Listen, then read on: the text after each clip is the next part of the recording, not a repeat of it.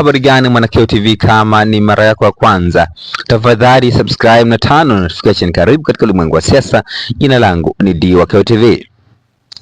God bless EJ Lema amewandikia ujumbe mzito kweli kweli Mheshimiwa Tundu Antipas Lissu. Tunafahamu Tundu Antipas Lissu bado yupo gerezani kwa kesi yake ya uhaini, lakini bado hamna tarehe rasmi ambayo imetangazwa kwa ajili ya mwendelezo wa kesi ya Mheshimiwa Tundu Antipas Lissu ya uhaini tangu alivyoishia watu kukata rufaa, na mpaka leo bado kesi hiyo bado haijaendelea, imesimama kwa muda na hakuna tarehe rasmi ambayo imetangazwa.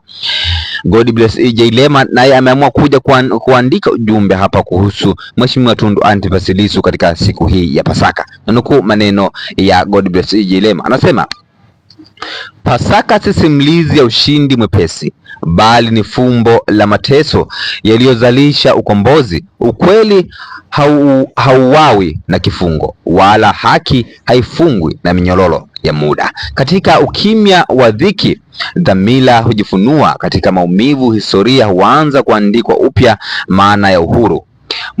Moyo mkuu kwako na kwa wote waliobeba mizigo wa kutafuta haki. Nuru ya kweli haizimwi na giza, hailifanyi giza lijulikane. Heri ya Pasaka bro. Hayo ni maneno ambayo ameandika God bless EJ Lema. Kifupi, God bless EJ Lema anasema Pasaka si simulizi ya ushindi mwepesi, bali ni fumbo la mateso yaliyozalishwa ukombozi. Ukombozi au kweli hauwawi na kifungo, wala haki haifungwi na minyororo ya muda. Katika ukimya wa dhiki, dhamira hujifunua. Katika maumivu, historia huandikwa upya. Maana ya uhuru.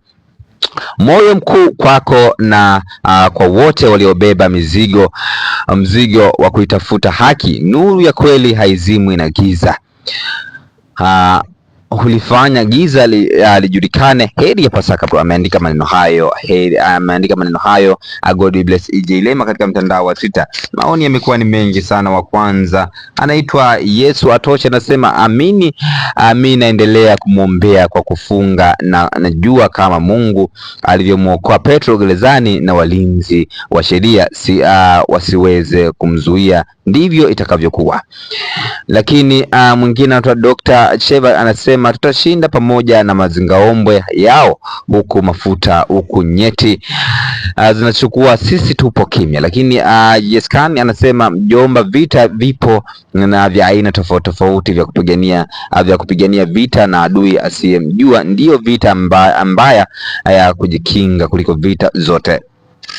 Lakini Babu JR anasema heri ya Pasaka babu wa Gen Z, ukifa hauozi nani hakika kwa jina la Yesu. Lakini Mjigumba anasema amina kubwa free Tundu Lissu. Lakini Team JR anasema kwa nini ni fumbo, mtu aje kunielewesha hapa.